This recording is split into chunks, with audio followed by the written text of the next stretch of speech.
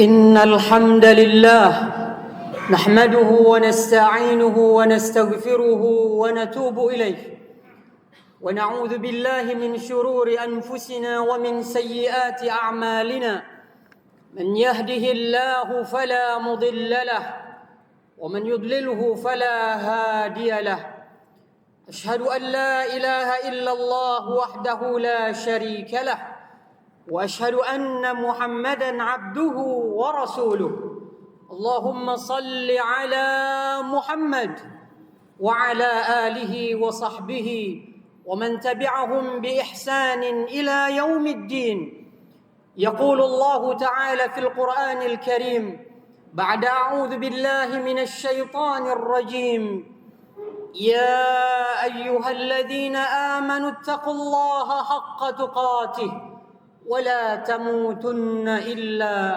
وأنتم مسلمون أما بعد أيها المسلمون أوصيكم ونفسي بتقوى الله اتقوا الله فقد فاز المتقون.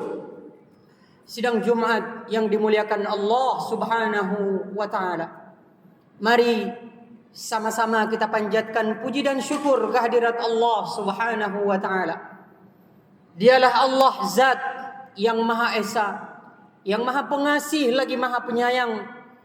Dialah Zat yang paling pantas untuk kita puji dan wajib untuk kita bersyukur kepadanya. Salawat dan salam semoga senantiasa tercurahkan kepada baginda Rasulullah sallallahu alaihi wasallam, suri tauladan kita semua. Pada hari ini, hari yang mulia, hari Jumat di pekan yang keempat dari bulan yang terakhir di tahun 2022. Itu berarti sebentar lagi tahun akan berganti. 2022 akan meninggalkan kita semua dengan catatan-catatan kebajikan dan sebaliknya catatan-catatan keburukan kita semua. Izinkan khatib dari mimbar khutbah pada hari ini mengajak diri pribadi khatib dan kita semua untuk sama-sama mengevaluasi diri, merefleksi diri atas seluruh apa yang telah kita capai dan apa-apa yang belum kita penuhi di tahun 2022 ini, untuk tahun depan kita yang lebih baik, penuh optimis, penuh kebergantungan kepada Allah Subhanahu wa taala. Sidang Jumat yang dimuliakan Allah Subhanahu wa taala.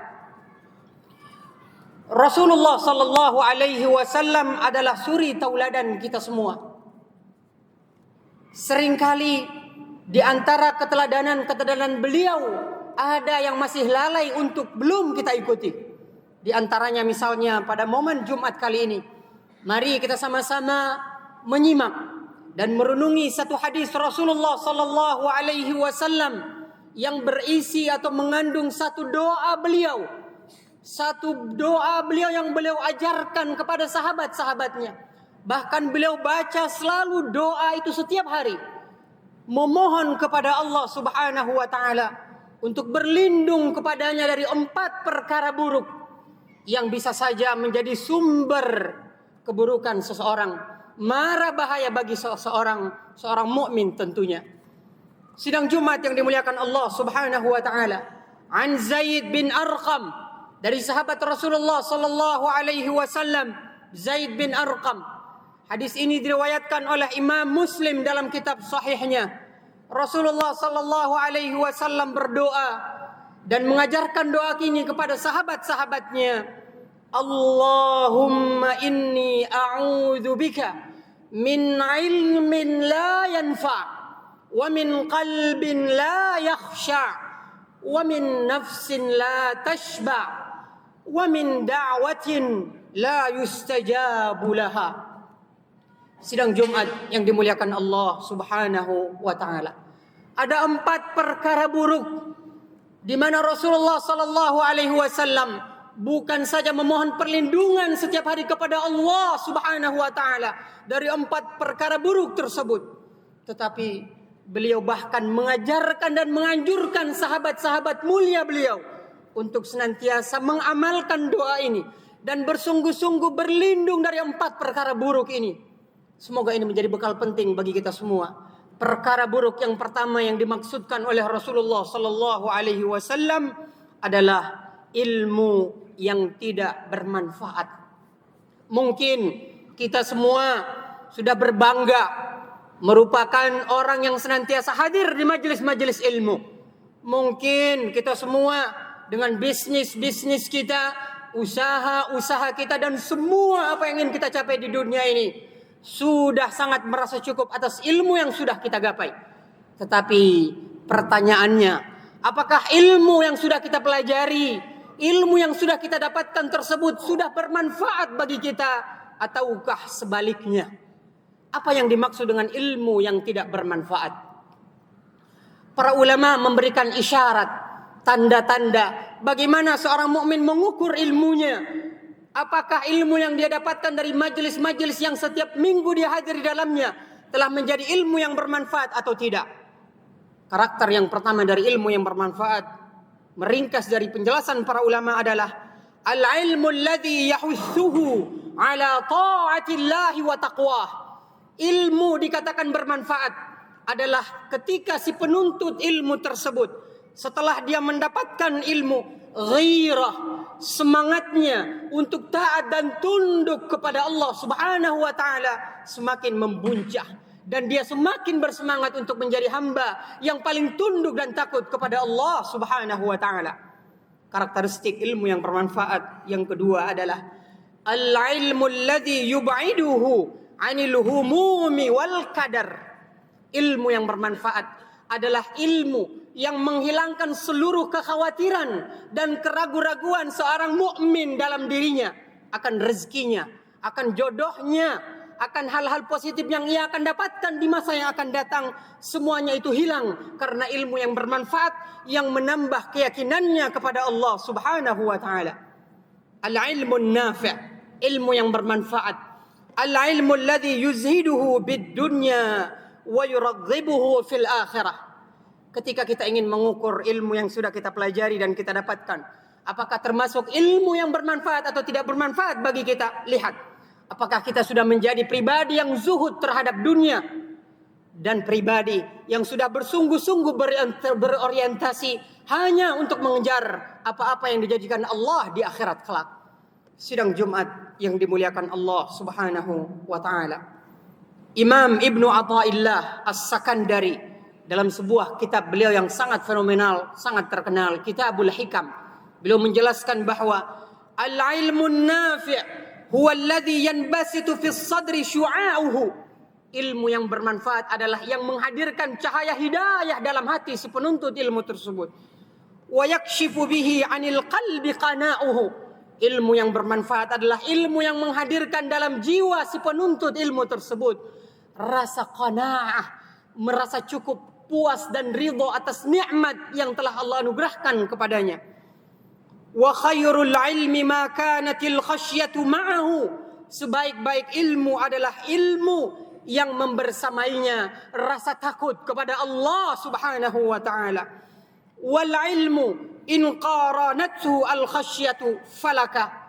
Dan ilmu seseorang apabila dibarengi dengan rasa takut kepada Allah Subhanahu wa taala, maka dia akan menjadi syafaat bagi si penuntut ilmu tersebut. Sebaliknya, fa'alaika, jika ilmu kita tidak menjadi penyebab kita takut dan tunduk kepada Allah Subhanahu wa taala, maka ilmu kita akan menghujat kita di akhirat di hadapan Allah Subhanahu wa taala.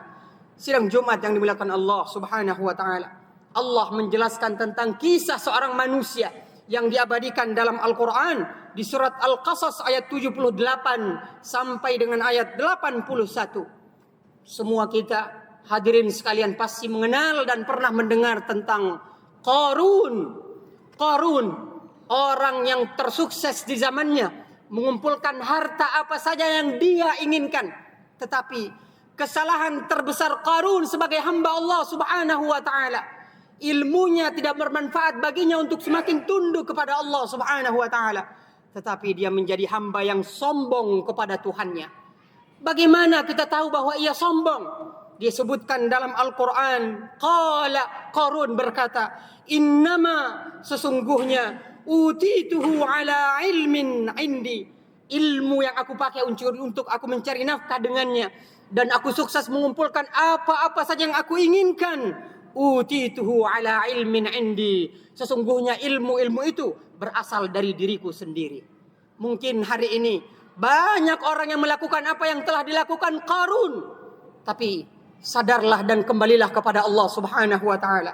Di ayat 81 setelah menjelaskan dengan panjang lebar dalam Al-Quran, Allah Subhanahu wa taala memberitahukan kepada kita semua, fakhasafna bihi wa bidarihi al-ard fama kana lahu min fi'atin yansuruna.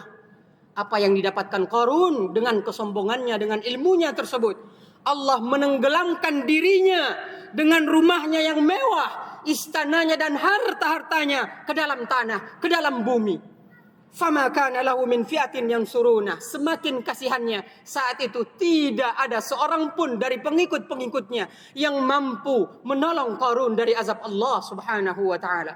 Sidang Jumat yang dimuliakan Allah Subhanahu wa taala. Refleksi diri kita untuk menuju tahun 2023 yang lebih baik adalah mari bersungguh-sungguh menuntut ilmu dan mengamalkan ilmu yang kita dapatkan. Perkara buruk yang kedua untuk mari kita berlindung kepadanya adalah qalbun la yakhsha. Hati yang sudah tak lagi takut dan tunduk mengingat Allah Subhanahu wa taala. Hati seperti apa yang dimaksud? Hati yang tidak tunduk kepada Allah adalah hati yang sudah tak lagi ingat dengan Allah sebagai Tuhannya. Hati yang sudah tak lagi mau mendengar nasihat-nasihat baik dari orang yang kita cintai atau bahkan orang terdekat kita. Hati yang sudah tidak lagi ada manfaat, kebaikan-kebaikan dari nasihat-nasihat orang-orang kepada diri kita. Wal'iyadzubillah. Allah Subhanahu wa ta'ala mengingatkan kita semua, memberikan ancaman kepada orang-orang yang hatinya telah keras karena banyaknya maksiatnya, sehingga dia benar-benar telah melupakan Rabbnya, yaitu Allah Subhanahu wa ta'ala.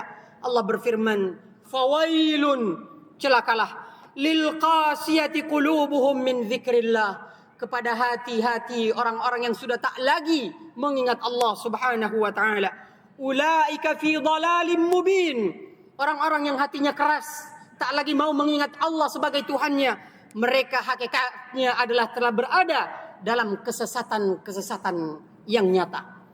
Olehnya, untuk mempercantik hati kita, memperlembut hati kita, mari memperbanyak mengingat kematian dan memperbanyak menelaah, mempelajari dan membaca Al-Quran, ayat-ayat Allah Subhanahu wa ta'ala. Sidang Jumat yang dimuliakan Allah Subhanahu wa ta'ala. Perkara yang ketiga, sebagai bentuk evaluasi dan refleksi kita pada Jumat kali ini adalah wa na'udzubika min nafsin la tashba'. Marilah kita berlindung kepada Allah Subhanahu wa ta'ala dari jiwa yang sudah tak lagi ridha, merasa puas, kenyang dengan apa-apa yang telah Allah anugerahkan kepada kita. Jiwa yang tak lagi puas dan kenyang atas apa yang telah Allah anugerahkan kepadanya adalah jiwa yang sudah tidak pernah merasa cukup atas semua nikmat yang telah Allah anugerahkan kepadanya. La taqna'u bima atahu Allah min khairin wa ata'in wa ta'khudhul muharramat. Yang halal saja yang sudah Allah berikan kepadanya, ia masih berasa belum cukup dengan hal itu. Bahkan yang haram pun diambil oleh orang-orang tersebut. Wal'iyadzubillah. Bagi kita yang di tempat ini sedang memiliki usaha, menjadi pedagang atau usaha-usaha yang lain atau pekerjaan-pekerjaan yang lain, cukuplah kita, merasa puaslah kita dengan apa-apa yang halal yang sudah kita dapatkan. Yang haram tinggalkan. Bayangkan jika harta haram dengan keringat kita ambil, lalu kita bawa pulang ke rumah kita, istri kita makan darinya, anak-anak kita yang sedang berada di pesantren atau sekolah-sekolahnya untuk menghafalkan Al-Quran, maka tidak mungkin Al-Quran mampu dia hafalkan. Karena kenapa? Dia makan, telah tumbuh dari daging dari tubuhnya harta haram yang kita bawa ke rumah kita. Wal'iyadzubillah. Olehnya Rasulullah mengajarkan kita juga salah satu doa, Allahumma kfini bihalalika an haramik. Ya Allah, jadikan aku cukup atasku nikmat yang halal darimu daripada seluruh yang haram. wa aghnini bifadlika amman siwak, dan cukupkan dan kayakan aku dengan fadilah darimu ya Allah, dengan kemuliaanmu ya Allah, dari orang-orang selainmu. Sidang Jumat yang dimuliakan Allah Subhanahu wa taala. Jika ilmu kita sudah tidak kita amalkan, menjadi ilmu yang tidak bermanfaat, lalu kemudian hati kita sudah menjadi hati yang tidak lagi mengingat kepada Allah Subhanahu wa taala, maka jiwa kita juga akan menjadi jiwa yang senantiasa rakus dan tamak kepada dunia. Maka doa-doa kita menjadi perkara buruk untuk kita harus berlindung darinya. Doa-doa kita mustahil untuk dijawab oleh Allah Subhanahu wa taala. Wa da'watun la yustajabu laha. Doa yang sudah tidak lagi didengarkan oleh Allah Subhanahu wa taala. Seperti apa doa itu? Doa yang dimaksud sebagaimana dijelaskan oleh Rasulullah sallallahu alaihi wasallam adalah doa yang sudah tidak lagi didengar dan diijabah oleh Allah karena mengandung beberapa perkara yang diharamkan dalam syariat Islam. Yang pertama, doa itu mengandung sesuatu yang dibenci oleh Allah Subhanahu wa taala dari dosa. Mungkin karena iri, usaha tetangganya laris manis, lalu kemudian karena dia tidak ingin disaingi oleh sahabatnya, oleh tetangganya, maka dia pun berdoa kepada Allah, ya Allah, gagalkan seluruh bisnis-bisnis sahabatku ini. Wal iyadu billah. Tsummal iyadu billah. Doa yang di dalamnya ada hal-hal yang bersifat memutuskan tali silaturahim juga termasuk doa yang tidak akan dijawab oleh Allah Subhanahu wa taala.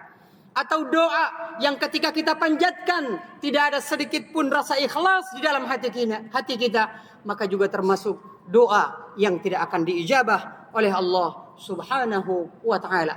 Maka merugilah orang-orang yang tidak didengar lagi doanya di sisi Allah Subhanahu wa taala. Mudah-mudahan Allah Subhanahu wa taala melindungi kita semua dari 4 perkara yang disebutkan oleh Rasulullah sallallahu alaihi wasallam dalam doa ini. Amin amin ya rabbal alamin. Barakallahu li wa lakum fil Qur'anil azim wa nafa'ani wa iyyakum bima fihi minal ayati wadh-dhikril hakim. Wastaghfirullah li wa lakum wastaghfiruhu innahu huwal ghafurur rahim.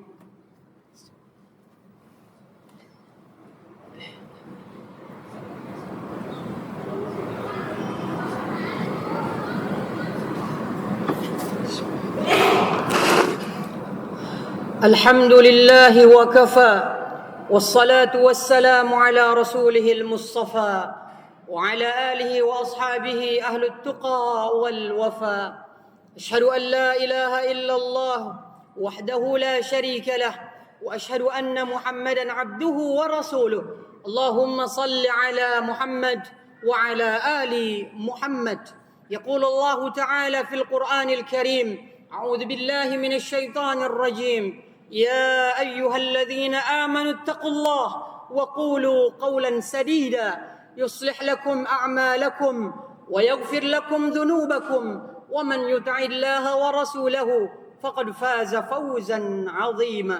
أما بعد. Sidang Jumat yang dimuliakan Allah Subhanahu wa taala. Innallaha wa malaikatahu yusalluna 'alan nabi. Ya ayyuhalladzina amanu sallu alaihi wa sallimu taslima. Mari sejenak kita tundukkan hati dan kepala kita berdoa dan bermunajat kepada Allah Subhanahu wa taala. Allahumma salli ala Muhammad wa ala ali Muhammad. Allahumma ighfir lil muslimina wal muslimat wal mu'minina wal mu'minat al ahya'i minhum wal amwat birahmatika ya arhamar rahimin.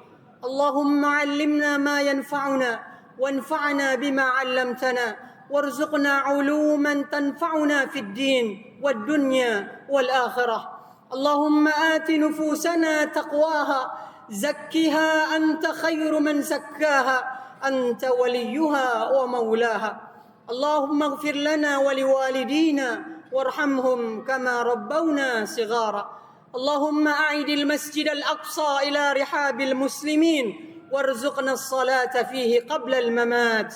ربنا لا تزغ قلوبنا بعد إذ هديتنا وهب لنا من لدنك رحمة إنك أنت الوهاب. ربنا آتنا في الدنيا حسنة وفي الآخرة حسنة وقنا عذاب النار وادخلنا الجنة مع الأبرار. يا عزيز يا غفار يا أرحم الراحمين. عباد الله، إن الله يأمر بالعدل والإحسان وإيتاء ذي القربى وينهى عن الفحشاء والمنكر والبغي يعظكم لعلكم تذكرون. ولذكر الله أكبر والله يعلم ما تصنعون. أقيموا الصلاة.